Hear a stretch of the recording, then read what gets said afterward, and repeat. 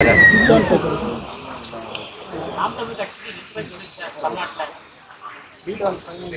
ரொம்ப நல்லா இருக்கும். நாள் தானே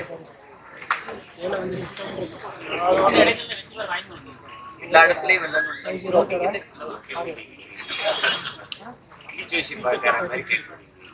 எத்தனை இடத்துல ஊதிய ஓட்டி போடுறது எல்லா இடத்துலையும் வெள்ளம். மக்களுடைய மனநிலை எப்படி இருந்தது? அரசு மீது மக்களுடைய அதிருப்தி எப்படி இருந்தது?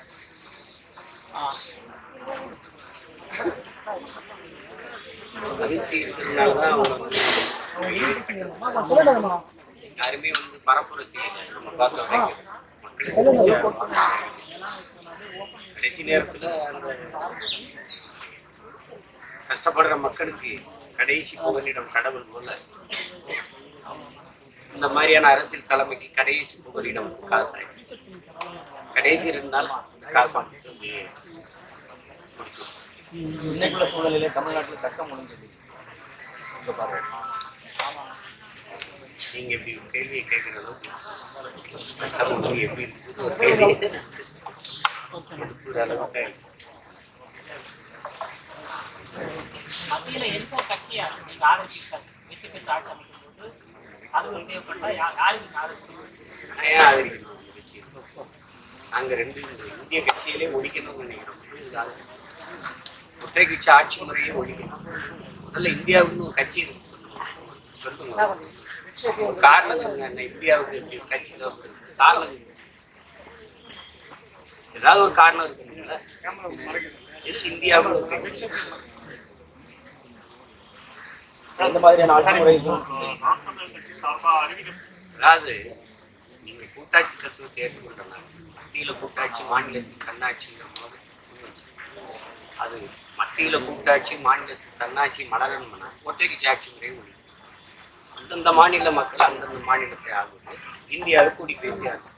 குஜராத்தையும் 3 முறைக்கு வாய்ப்பு கொடுக்குறீங்க.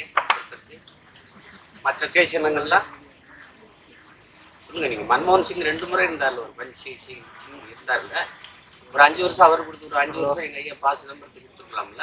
ஒரு தமிழருக்கு சுழற்சி முறையில நீங்களே இருப்பீங்கன்னா இந்திய தாய்மொழியாக கொண்ட வந்தா இந்தியன்னா அப்ப நாங்கெல்லாம் வரி கட்டுறதுக்கு மட்டும் எங்க நிலத்தின் வளத்தை சுரண்டுறதுக்கு எங்க வரியை கட்டுறதுக்கு மட்டும்தான். நாங்கள் எங்களுக்கு உயிர் இருக்குது, உணர்வு இருக்குது, எங்களுக்குன்னு உரிமை இருக்குது. அதெல்லாம் ஒன்றும் கிடையாது. உங்களுக்கு அதை பற்றி எதை கவலைப்பட்டிருக்கீங்களா? கவலைப்பட்டிருக்கீங்களா? ஓட்டு கேட்க மட்டும் 8 முறை 9 முறை வர்றீங்கல்ல. வெறும் வெள்ளத்துல சிக்கி சத்த போது ஒரு ஆறுதல் வார்த்தை சொல்ல வந்தீங்களா? எங்களை என்னவா மதிக்கிறீங்க? வட இந்தியாவில் ஒரு மீனவன் தாக்கப்பட்டா துடிக்கிறீங்க. நாங்கள் 850 பேர் மீனவன் கொல்லப்பட்டிருக்கோம். ஒரு பேச்சு இல்லை, ஒன்றும் இல்லை. 12 பேரை ஒரே சங்கிலியில் போய் கைது பண்ணி ஒரு ஆள் கேவலத்துக்கு அதை கண்டிச்சு ஒருத்தர் கண்டிச்சு ஒரு அறிக்கை இல்லை. இதுக்கு ஒற்றை கட்சி ஆட்சி முறை ஒழிக்காம மாநில உரிமைகளை எப்படி மீட்பீங்க சொல்லுங்க? என்ன உரிமை இருக்குது? என்ன உரிமை இருக்குது? எனக்கு கல்வி இருக்குதா? மருத்துவம் இருக்குதா? மின் உற்பத்தி விநியோகம் இருக்குதா? ஏதாவது இருக்குதா? சாலைக்கு பேர் தேசிய நெடுஞ்சாலை குறுக்க கட்டையை போட்டு வசூலிக்கிறவன் யாரு? தனியார் முதலாளி. ரோட்டை குறுபோட்டு வித்துட்டா நாட்டையும் குறுபோட்டு வித்துக்கிட்டு இதுக்கு ஒரு கட்சி, ஒரு ஆட்சி. எல்லாம் தனியார் மயப்படுத்தி தனியார் வளர்வதுதான் தேசத்தின் வளர்ச்சியின் கட்டமைக்கிறத எப்படி நீங்க இருப்பீங்க?